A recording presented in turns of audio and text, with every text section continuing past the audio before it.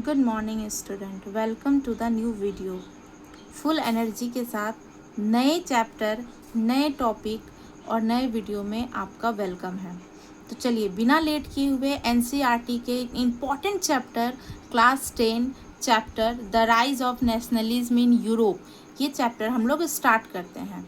अगर चैनल अच्छी लगे, वीडियो अच्छी लगे, यूज़फुल लगे तो प्लीज़ लाइक और सब्सक्राइब करें, और कैसी लगी वीडियो ये कमेंट में बताएं। ओके, तो लेट्स स्टार्ट। तो ये हमारा एनसीईआरटी बुक का चैप्टर 10 का पहला चैप्टर है, the rise of nationalism in Europe. Okay, तो देखिए होता क्या है कि 1848 में हमारे फ्रेडरिक सोरियो रहते हैं, जो फ्रेंच आर्टिस्ट होते हैं, वो आर्टिस्ट होते हैं फ्रेंच के, और उन्होंने इमेजिनेशन के अकॉर्डिंग 4 पिक्चर ड्रॉ करते हैं अपने इमेजिनेशन के अकॉर्डिंग। ठीक है, ये हमारे फ्रेडरिक सोरियो हैं। इन्होंने क्या किया कि 4 पिक्चर इन्होंने ड्रॉ किया।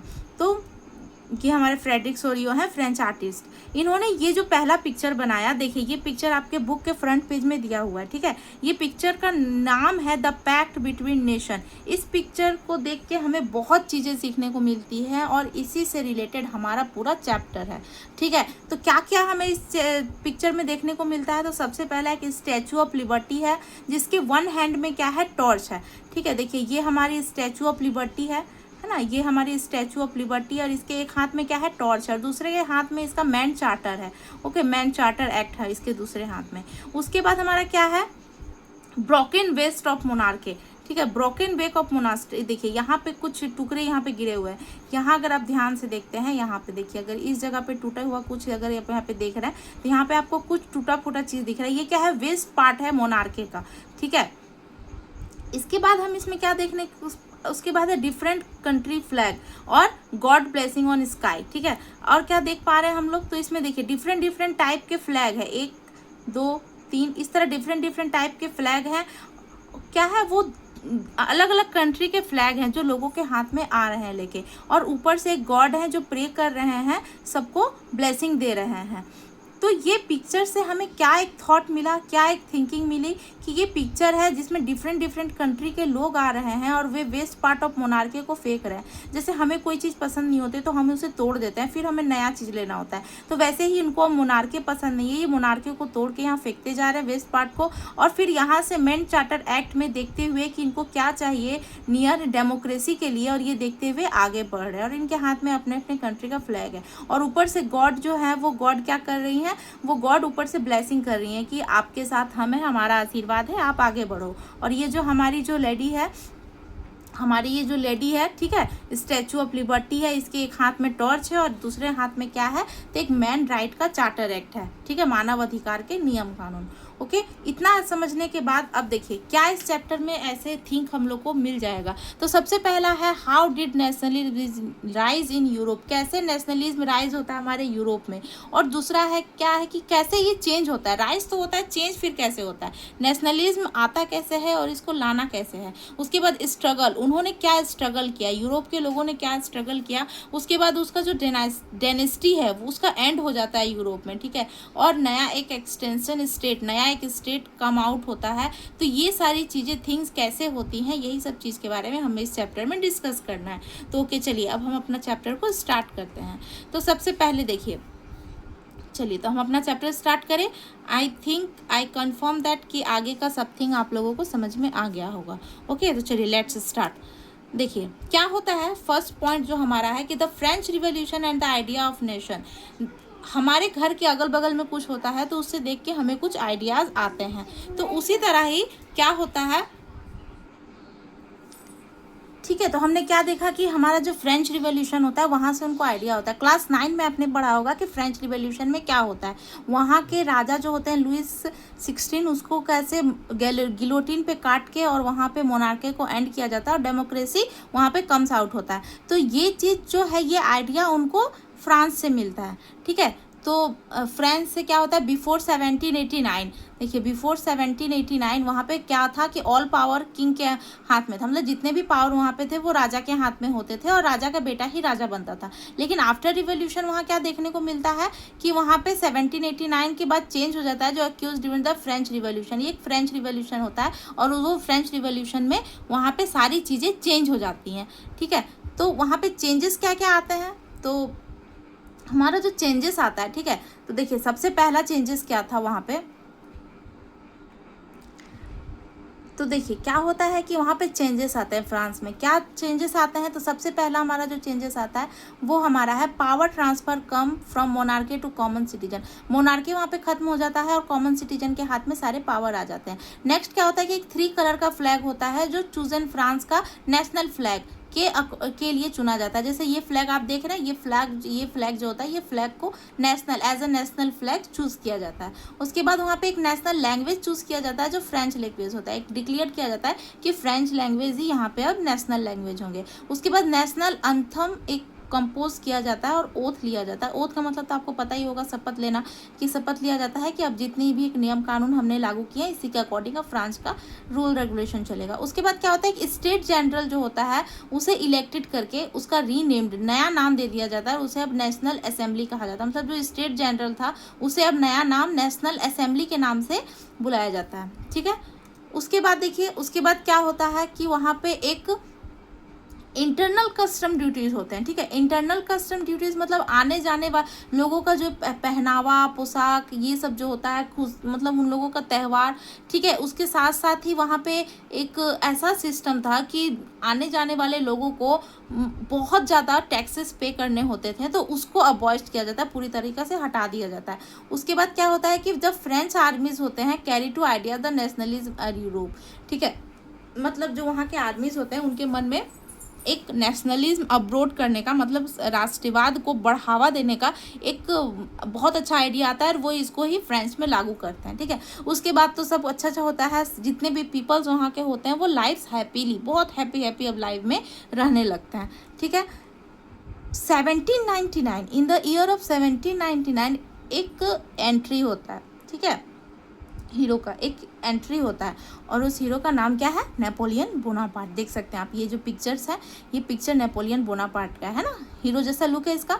तो ये जो 1799 में आता है हमारा नेपोलियन बोनापार्ट, उसके बाद ये 1804 तक घूम के पूरे फ्रांस की वस्तु स्थिति को अच्छे से समझता है और 1804 में, ठीक है, 1804 में ये डेट आपको याद रखना है, बहुत इंपॉर्टेंट है। 1804 में ये एक नेपोलियन कोड लगाता है जिसे सिविल कोड ऑफ 1804 या नेपोलियन कोड भी कहा गया, ठीक है। तो ये हमारा था नेपोलियन बोनापार्ट और इसने 1804 में नेपोलियन कोड और सिविल कोड ऑफ 1804 लागू किया। क्या था ये, तो देखिए ये था नेपोलियन कोड, ओके। ये पिक्चर का आप अच्छे से देख सकते हैं, इसमें लोगो बना हुआ है, नेपोलियन कोड लिखा हुआ है, तो इस तरह का नेपोलियन कोड उसने एक अनाउंस किया, ठीक है, एक मतलब लागू किया उसने। उसके बाद ये क्या होता है, तो सबसे पहला जो काम नेपोलियन ने किया वो क्या किया कि स्टेब्लिश इक्वालिटी बिफोर लॉ, ठीक है, हर किसी को अब जो है बराबर का अधिकार मिलेगा। चर्च के लोगों को पहले बहुत ज़्यादा सुपीरियर समझा जाता था और नोबल्स को बहुत ज़्यादा महान समझा जाता था, तो नेपोलियन ने ये अब एकदम हटा दिया। अब नेपोलियन के अकॉर्डिंग क्या था, no one will be superior, no one will be weaker, अब all are equal, okay. According to Napoleon all are equal, अब सब इक्वल थे, ठीक है।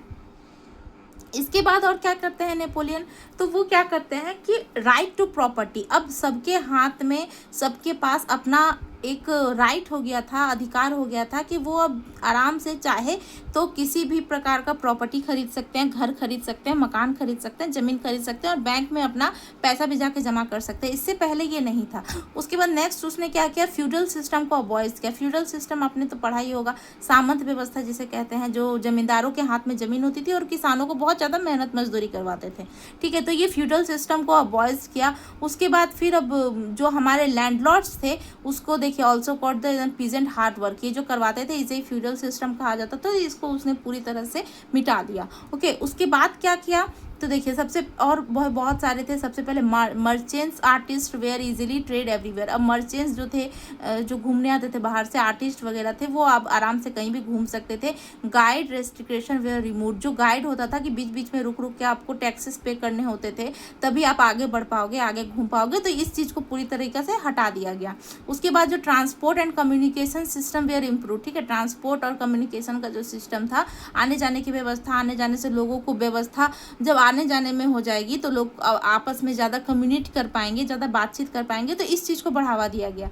उसके बाद इससे क्या हुआ कि बहुत सारे डेवलपमेंट फ्रांस में हुए, ठीक है, इतना सारा जो नियम कानून लगा तो इससे बहुत ज़्यादा डेवलपमेंट फ्रांस में हुए। और उसके साथ देखिए standardize weight and measurement currency. उस समय फ्रांस में क्या था कि कोई स्टैंडर्डाइज नहीं था, आप कितने पैसों में कितने सामान खरीदोगे और उस सामान का वजन इक्वेट कितना होना चाहिए, ये लोगों को एकदम, लोग अननोन थे, कुछ पता नहीं था। तो ये नेपोलियन ने आके ये सबसे मस्त काम किया कि वो उसने क्या किया कि जैसे 1 किलो चावल में कितना वजन होना चाहिए 1 किलो का, उसने वो मेजर किया। और 1 किलो चावल का दाम जैसे मान लीजिए 50 के रुपीज़ है, तो 50 रुपीज़ ही होगा, ना उससे ज़्यादा होगा ना उससे कम होगा, ठीक है।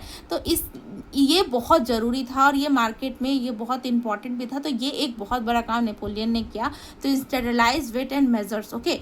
उसके बाद क्या होता है, उसके बाद जो होता है हमारा नेपोलियन मसीहा बन जाता है, ठीक है। लोग उसे बहुत ज़्यादा लाइक करने लगते हैं, बहुत ज़्यादा पसंद करने लगते हैं और लोगों के दिमाग में एकदम से फिक्स हो जाता है कि अब यही एक वो है जो हमें मोनार्की से हटाएगा और हमारे लिए कुछ नया करेगा, कुछ अलग करेगा, ठीक है। तो जितना भी लोग थे वो बहुत उसको पसंद करने लगते हैं। लेकिन होता क्या है कि नेपोलियन एक हीरो जो हम समझ रहे थे उसको, वो हीरो तो बिल्कुल नहीं था, क्या था, विलन था, ठीक है। तो ये अचानक से चेंजेस क्या आता है, ये क्यों होता है भाई, क्यों चेंज हो रहा है भाई अचानक से, ये ऐसा क्या हो गया, ठीक है। तो चलिए अब देखते हैं हम लोग आगे इसके बाद क्या हो गया।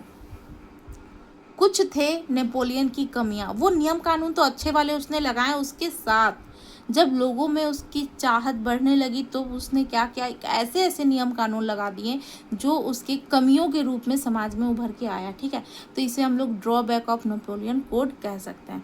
तो क्या था ड्रॉबैक ऑफ नेपोलियन कोड, तो सबसे पहला हमारा क्या था, देखिए lack of political freedom, okay, lack of political freedom. सबसे मतलब जो लोगों में पॉलिटिकल फ्रीडम था उसको उसने छीन लिया।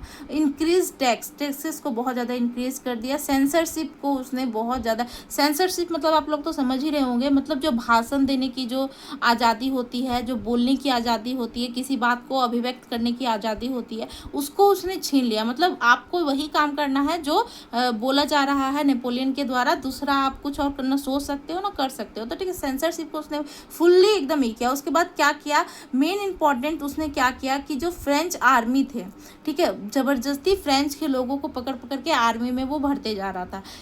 जो नेपोलियन का जो थिंक था वो सोच रहा था कि हमको पूरे यूरोप में अब कन्क्वाइट करना है, वहाँ पे चाहिए। अब पूरे यूरोप में जब हम कब्जा जमाएंगे तो हमको क्या चाहिए, सबसे ज़्यादा पहले आर्मी चाहिए, स्ट्रॉन्ग आर्मी चाहिए। तो स्ट्रॉन्ग आर्मी कब होगी, जब आर्मी की संख्या बढ़ेगी। तो वो नॉर्मल पीपल्स के लोगों को पकड़ पकड़ के और आर्मी बनाते जा रहे थे, ठीक है।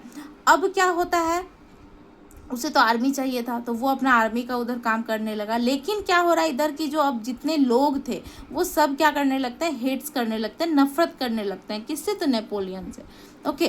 तो आगे देखिए अब क्या होता है, पॉइंट नंबर 2 हमारा है the making of nationalism in Europe, okay, the making of nationalism in Europe. अब क्या होता है, नेशनलिज्म यहाँ पे आता है। तो in the mid 18th century में यहाँ पे क्या होता है कि यहाँ कोई नेशन नहीं होता, ठीक है, यहाँ कोई राज्य होता ही नहीं है। क्योंकि देखिए एक राज्य बनाने के लिए, ठीक है, एक राज्य बनाने के लिए, एक जो नेशनल स्टेट बनाने के लिए, अगर हमें कोई नेशनल स्टेट अगर बना रहे हैं तो उसके लिए हमें क्या चाहिए होता है, तो हमें कॉमन आइडेंटिटी चाहिए, कॉमन कल्चर चाहिए, कॉमन लैंग्वेज चाहिए, जो कि हमारा फ्रांस में था ही नहीं, ठीक है, यूरोप में कहीं पर भी नहीं था, किसी भी जगह पर नहीं था। तो अगर ये 3 चीज़ नहीं हो तो हम नेशनल स्टेट नहीं बना सकते हैं। तो यहाँ पे कोई नेशनल स्टेट नहीं बन पाया था अब तक। लेकिन अब क्या होता है, देखिए एक एग्जाम्पल आपके बुक में दिया हुआ है कि एक हब्सबर्ग अम्पायर था, ठीक है। हब्सबर्ग अम्पायर में क्या होता है कि देखिए, तो हब्सबर्ग अम्पायर में क्या होता है कि वहाँ पे 1790 में जोसेफ सेकंड किंग था वहाँ का, उसका डेथ हो जाता है, ठीक है। 1790 में, और उसके डेथ होने के बाद वहाँ पे सेम कल्चर, आइडेंटिटी और लैंग्वेज नहीं होने के कारण वहाँ पे नेशन क्रिएट नहीं हो पाया। तो वहीं का एक एग्जांपल दिया गया कि अगर वहाँ पे सेम नेशन लैंग्वेज रहता तो वो भी एक नेशन बन सकता था, लेकिन ऐसा नहीं हो पाया। ठीक है, तो वहाँ पे मोनार्की तो खत्म हो गया, लेकिन वो नॉर्मल जैसे होने लगा, वहाँ पे नेशन एक नहीं बन पाया। ठीक है, अब देखिए ये जो हब्सबर्ग अंपायर का एग्जांपल दिया, all are different idea, culture, traditional, language सब अलग अलग थे, जिसके कारण वो एक नेशन नहीं बन पाया था। अच्छा, थोड़ा सा सोचिए, ठीक है, इसके बारे में थोड़ा आप सोचिए कि अगर सब कुछ अलग होगा, डाइवर्सिटी होगा, तो फिर लोग कैसे एक नेशन स्टेट बना पाएंगे? कैसे कैसे हाउ कैसे नेशन एक स्टेट बन पाएगा? पीपल सोचते रह गए। ठीक है, उसके बाद हमारा क्या होता है कि देखिए, the aristocracy and the new middle class, the point new point, ठीक है, new point of this chapter, the aristocracy and the new middle class. अब क्या होता है कि उस समय जो फ्रांस का, हमारा जो यूरोप का जो समाज था, ठीक है, उस समय जो यूरोप का हमारा समाज था, वहाँ पे क्या होता है कि दो टाइप के लोग रहते थे। ठीक है, दो टाइप के लोग, पहला थे एरिस्टोक्रेसी, दूसरे थे पीजेंट्स। ठीक है, तो यस देखिए, एक थे हमारे एरिस्टोक्रेसी, ओके, और दूसरे थे हमारे पीजेंट। तो ये एरिस्टोक्रेसी और पीजेंट कौन लोग थे? ठीक है, तो इसको हम लोग देखते हैं कि एरिस्टोक्रेसी, तो एरिस्टोक्रेसी कौन थे? तो एरिस्टोक्रेसी वैसे लोग आते थे जो थोड़े वेल्दी पीपल इन सोसाइटी थे, थोड़े धनी थे। ठीक है, थोड़े धनी थे। उसके बाद हमारा जो ये, उनके पास own country side, own township था, मतलब इनके पास अपना एक ज़मीन होता था, अपना खेत वगैरह होता था। उनके बाद ये सोशलिटिकली और पॉलिटिकली में बहुत ज़्यादा पावरफुल थे। ओके, तो एरिस्टोक्रेसी कौन लोग होते थे? ठीक है, तो ये जो फैमिली कनेक्टेड इनके होते थे, मैरिज टाइज, मतलब आपस में इनका फैमिली कनेक्टेड होता था मैरिज से। उसके बाद ये फ्रेंच भाषा बोलते थे, और एक ये United common of way life को जीते थे। ठीक है, तो ये सारे जो थे ये हमारे एरिस्टोक्रेसी लोग आते थे। ठीक है, पीजेंट्स कौन थे? तो पीजेंट्स जो पुअर फैमिली होते थे और इनके पास कोई भी ज़मीन इनका नहीं होता था, ये लैंडलेस होते थे, और इनकी संख्या मेजोरिटी में थी, मतलब ज़्यादा थी इनकी संख्या, और ये पावरफुल भी नहीं थे। ठीक है, तो ये ऐसे लोग पीजेंट्स में आते थे। उसके बाद क्या होता है कि एक इंडस्ट्रियलाइजेशन रिवोल्यूशन होता है, औद्योगिक क्रांति होता है, और औद्योगिक क्रांति होने के बाद हमारा सोसाइटी में एक नया वर्ग सामने आता है, जिसे हम मिडिल क्लास के नाम से जानते हैं। ठीक है, देखिए यहाँ लिखा हुआ है comes on society middle class. Okay, middle class आते हैं सामने। अब ये मिडिल क्लास कौन थे? तो मिडिल क्लास जो थे वो ना तो बहुत ज़्यादा अमीर थे, ना ही बहुत ज़्यादा गरीब थे। They were neither poor and not rich, okay, but they were educated, ये पढ़े लिखे थे। ठीक है, और इन्हीं के दिमाग में एक आइडिया आता है कि इसका नेशनल यूनिटी का, नेशनल स्टेट का, कि हमें एक नेशनल यूनिटी बनाना चाहिए, एक नेशनल स्टेट बनाना चाहिए। इन्हीं के दिमाग में वो आइडिया आता है, और आइडिया के बाद फिर ये काम करने लगते हैं। ठीक है, उसके बाद हमारा क्या होता है, ठीक है, तो इन्हीं लोगों ने क्या किया, नेशनल यूनिटी का आइडिया आता है और ये नेशनल यूनिटी बनाते हैं। ठीक है, अगर वीडियो अच्छी लगी हो, यूज़फुल लगी हो, तो प्लीज़ लाइक सब्सक्राइब करें, और इसके आगे जानने के लिए, आगे क्या होता है, इस चैनल को ज़रूर से ज़रूर फॉलो करें। ठीक है, थैंक यू फॉर वॉचिंग।